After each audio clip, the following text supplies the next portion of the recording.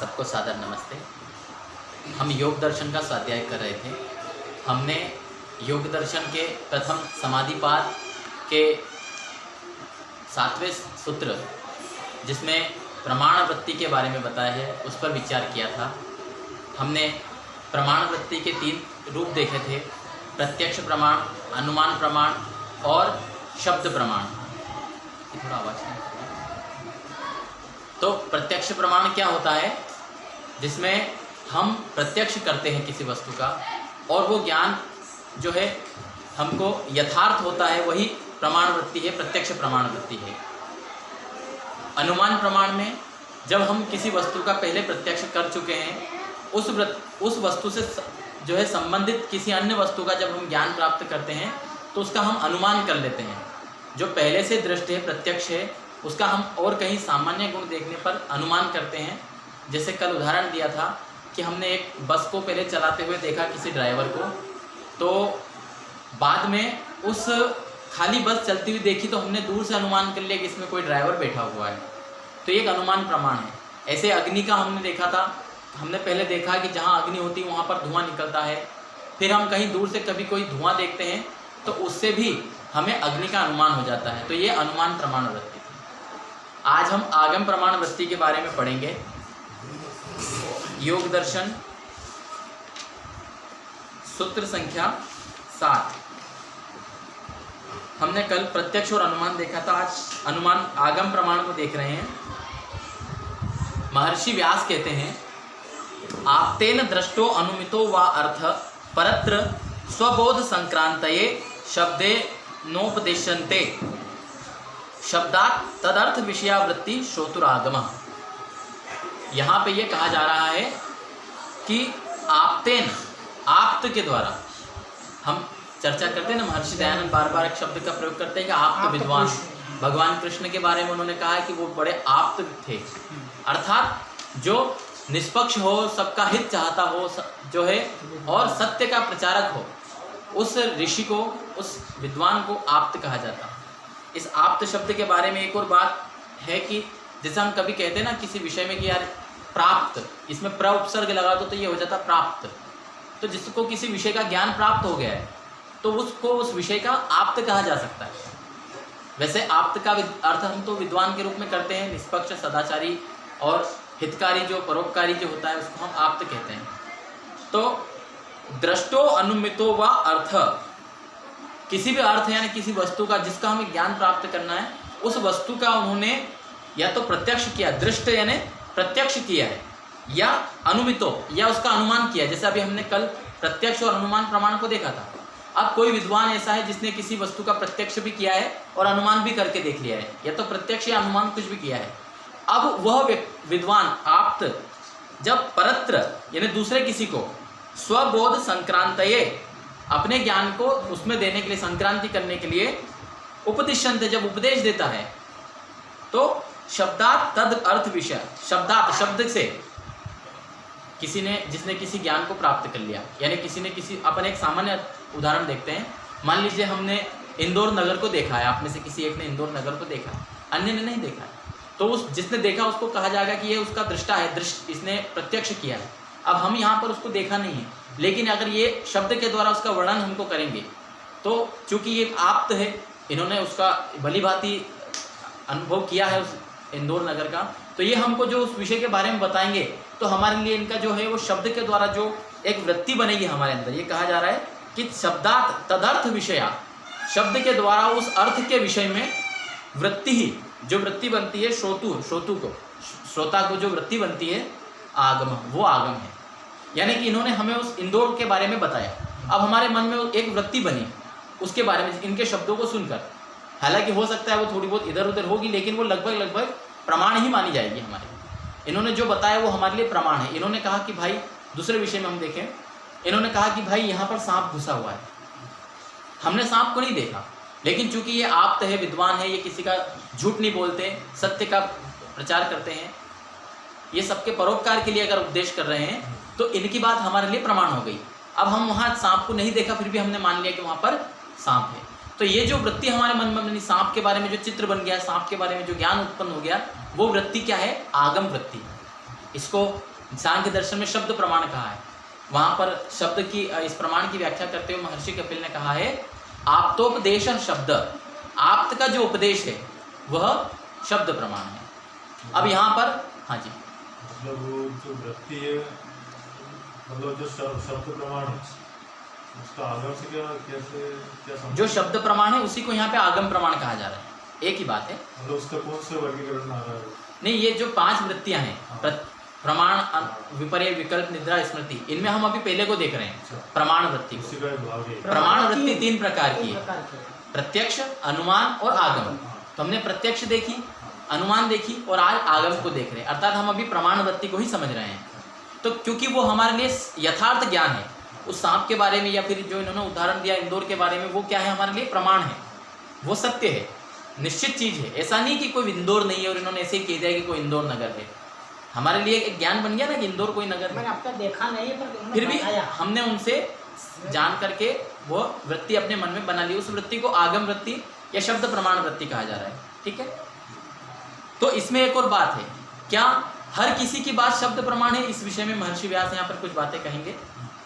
अब बहुत सारे लोग अपने अपने आचार्य गुरु को प्रमाण मानते हैं, वो सोचते हैं, जैसे अभी वर्तमान में बहुत सारे पाखंड चल रहे हैं, रामपाल नाम के महाराज है, वो भी अपने चेलाओं को कहते हैं कि मैं ही ब्रह्म हूँ, और उनके लोग उनको ईश्वर भी मानते हैं, कबीरदास जी का अवतार मानते हैं। उनके लिए क्या वो शब्द प्रमाण हो गया? ऐसे ही अन्य भी जो है पोंगापंथी या जो पाखंडी लोग अपने चेलों को झूठ बोलते हैं, जैसे इस्लाम में, ईसाइयत में और अन्य संप्रदायों में जो उन्होंने कह दिया, उनके लिए क्या उसको शब्द प्रमाण मानना चाहिए? तो इस विषय में महर्षि व्यास क्या कहते हैं हम समझते हैं। यस्या अश्रद्धेयो अर्थो वक्ता न दृष्टा अनुमितार्थ स आगम प्लवते। यस्य अश्रद्धेयो अर्थ, जो अश्रद्धा के योग्य अर्थ है, या जिसमें कहा जाए कि कोई अश्रद्धेय व्यक्ति है, यानी जो आप्त विद्वान नहीं है, जिसके विषय में हमें यह ज्ञान है कि ये व्यक्ति आप्त विद्वान नहीं है, तो फिर उसकी बातें हमारे लिए प्रमाण नहीं रहेगी। फिर यस्य अश्रद्धेयो अर्थो वक्ता न दृष्ट अनुमित, क्योंकि उसने ना तो उसका दृष्ट किया है ना उसका अनुमान किया है। जैसे अभी इस्लाम में बहुत सारे लोग कहते हैं कि जन्नत है, जो जितने मौलाना या जो भी लोग कहते हैं जन्नत है, या अन्य संप्रदायों में कहते हैं कि स्वर्ग है, अप्सराएं हैं, तो क्या उन्होंने उसका दृष्ट प्रत्यक्ष किया है या अनुमान किया है? नहीं किया, लेकिन वो कह रहे हैं, इसलिए वो बातें हमारे लिए प्रमाण नहीं है। तो जो अश्रद्धेय है उन लोगों के लिए जो है महर्षि कहते हैं कि स आगम प्लवते, वो आगम वृत्ति से प्लवित हो जाता है। प्लवते आपने पढ़ा हो ना विज्ञान में, प्लवन का, तो वो मतलब एक प्रकार हट जाता है उससे, आगम वृत्ति का जो प्रमाण है उससे वो हट जाता है, यानी वो प्रामाणिक बात नहीं होती, ये कहना चाह रहे हैं।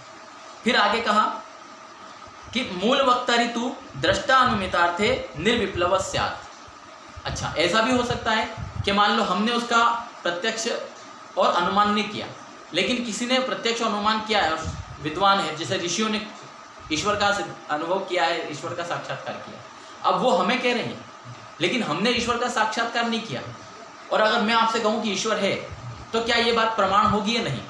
मैंने तो ईश्वर का न तो प्रत्यक्ष किया ना अनुमान किया, मान लीजिए, तो क्या ये प्रमाण माना जाएगा कि नहीं?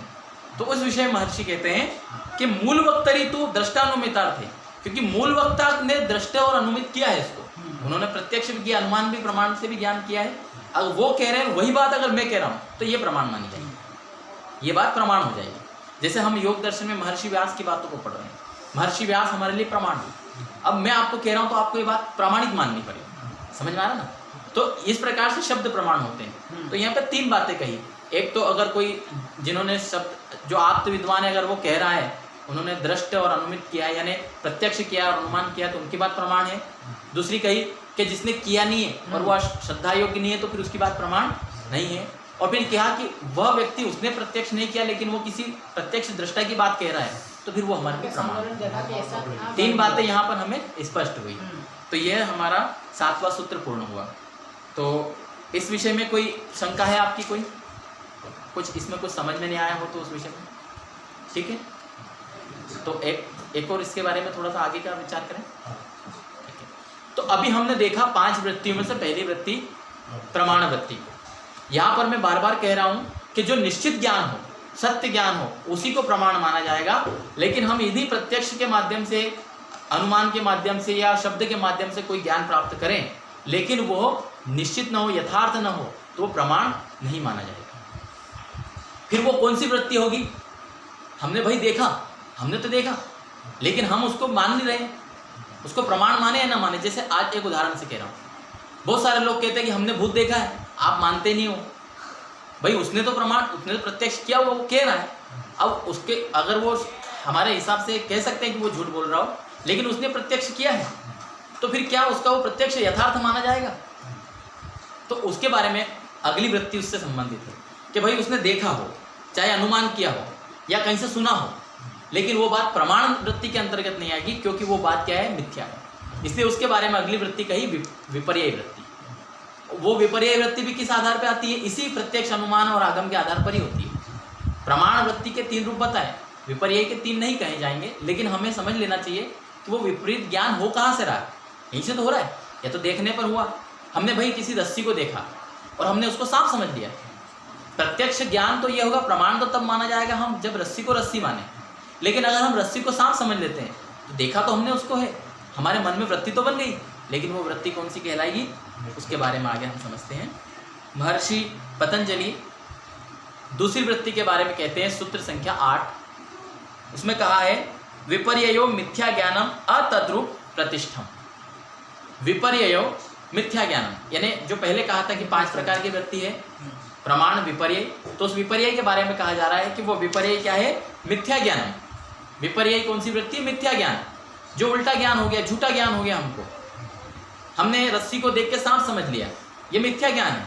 तो ये कौन सी वृत्ति? हमारे मन में तो वृत्ति बन गई, हमारे मन में जो वृत्ति बनी वो तो सांप की बनी। जो चित्र बना ना, वृत्ति बनी ना, वो तो सांप ही बना हमारे मन में। जैसे भूत देखने वाले किसी व्यक्ति ने जो भूत देखा है, वहाँ पे भूत नहीं था, लेकिन उसके मन में भूत जैसी वृत्ति बन गई। जैसा उसने पहले कहीं सुन रखा होगा, इस प्रकार का डर के माध्यम से मस्तिष्क इस तरह के दृश्य दिखा देता है। कई बार हम ऐसा सुनते हैं कि उस व्यक्ति ने तो साक्षात किया है, तो वो क्या है? मस्तिष्क की कुछ बीमारियां होती है। बहुत सारे लोगों के बारे में मैं आपको बताता हूँ। हमारे कानड़ में भी एक व्यक्ति के बारे में मैं नाम नहीं लूँगा, वो पागल है। वो जब मार्ग से चलता है तो वो अलग अलग तरह के एक्शन करते हुए चलता है, किसी से बात करते हुए चल रहा है। हो सकता है उसको ऐसा कुछ दृश्य दिखाई दे रहा है उसके मन में, तो उसको जो दिखाई दे रहा है वो यथार्थ नहीं है। इसलिए वो उसके मन में जो वृत्ति बन रही है वो कौन सी है? विपर्यय वृत्ति। उसके मन में तो दिख रहा होगा, यानी उसको प्रत्यक्ष तो हो रहा होगा, लेकिन वो प्रत्यक्ष प्रमाण के अंतर्गत नहीं आएगा। हमने पहले जो प्रमाण वृत्ति पढ़ी उसके बारे में मैंने कहा था वो यथार्थ होता है, और यहाँ का कहा जा रहा है जो मिथ्या ज्ञान है वो विपर्यय वृत्ति है। तो विपर्ययो मिथ्या ज्ञानम। फिर आगे एक बात और कही, अतद्रूप प्रतिष्ठम। अतद्रूप प्रतिष्ठम, जो उसका रूप है सामने, जिसके बारे में हमारी वृत्ति उठ रही है। मान लो कोई हमने रस्सी देखी, तो वो रस्सी के रूप में नहीं है, तद्रूप प्रतिष्ठम, अतद्रूप प्रतिष्ठम, यानी उसका जो रूप है, रस्सी का जो रूप है, हमें वो रस्सी का रूप दिखाई नहीं दे रहा है, उसकी जगह हमें सांप दिखाई दे रहा है। तो ये क्या कहा महर्षि पतंजलि जी ने? विपर्ययो मिथ्या ज्ञानम अतद्रूप प्रतिष्ठा। विपर्यय मिथ्या ज्ञान है और जो वस्तु है उसके अपने रूप में स्थित ज्ञान नहीं है। तो इस के बारे में हम कल विस्तार से समझेंगे, विपर्य वृत्ति क्या है, और महर्षि व्यास इसका भाष्य करते हुए क्या कह रहे हैं, इस विषय को हम कल देखेंगे। तो आज यही समाप्त करते हैं। आप सबका बहुत बहुत धन्यवाद। नमस्ते। नमस्ते।